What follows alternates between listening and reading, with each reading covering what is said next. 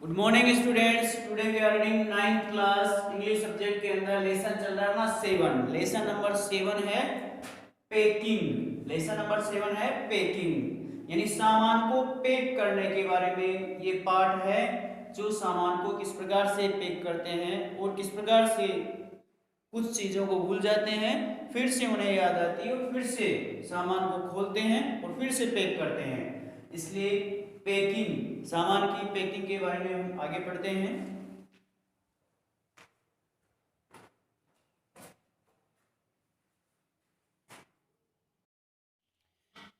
He came and sat down on things, यानी वह आया और चीज़ों के ऊपर बैठ गया।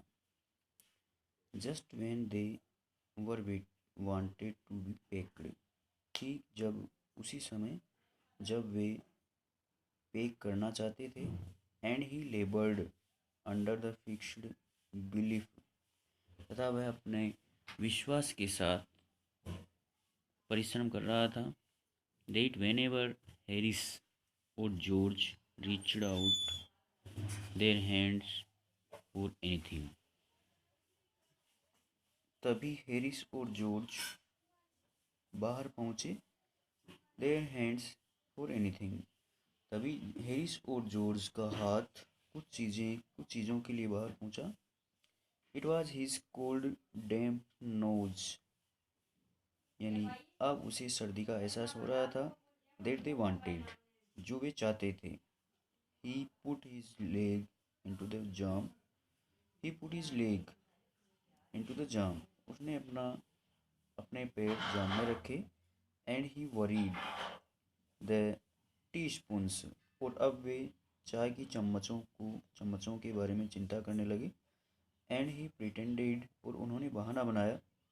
That the lemons were reds, अब उन्होंने बहाना बनाया। That the lemons were reds, lemon का अर्थ होता है नींबू, नींबू बाहर थे। And got into the hamper, और उन्होंने हेम्पर को प्राप्त कर लिया। And killed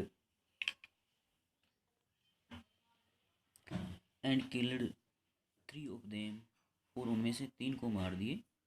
before Harris could land him with the frying pan, अब हैरिस फ्राइंग पैन के साथ उतरा। हैरिस ने कहा, आई इनकरेज्ड हिम,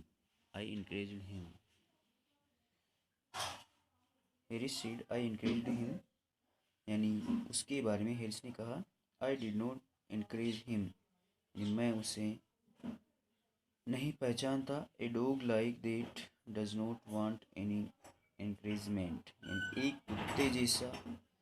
कुत्ते के समान does not want any encouragement, और कोई साहस नहीं चाहता है। इट इज़ द नेचुरल, ये स्वाभाविक है। ओरिजिनल सीन, मौलिक है। That is born in him, यानी उस प्रकार से जन्म लेना उसके लिए यह जन्म। That makes him two things like that, यानी उनका जन्म इस प्रकार की चीज़ों को पैक करने के लिए ही हुआ है। The packing was done at 12:50, packing लगभग 12:50 पर समाप्त हो गई। And Harris set on the big hamper, और अब हैरिस एक बड़े हेम्पर के ऊपर बैठ गया।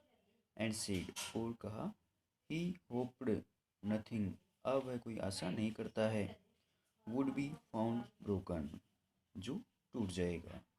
जॉर्ज ने कहा, that if anything was broken it was broken, यदि कोई चीज़ टूट जाती है, इट वाज ब्रोकन, तो ये टूट जाता है, अर्थात उसका दिल निराश हो जाता है। Which reflection seemed to comfort him, यानी कौन सा प्रतिबिंब उन्हें सांत्वना देता है। ही आल्सो सेड, उन्होंने ये भी कहा, he was ready for bed, अब वह सोने के लिए तैयार था। We were all ready for bed, हम सभी सोने के लिए तैयार थे। Harris was to sleep with us that night, Harris उस रात हमारे साथ ही सो गया था। And we went upstairs, और अब हम सीढ़ियों के ऊपर चले गए।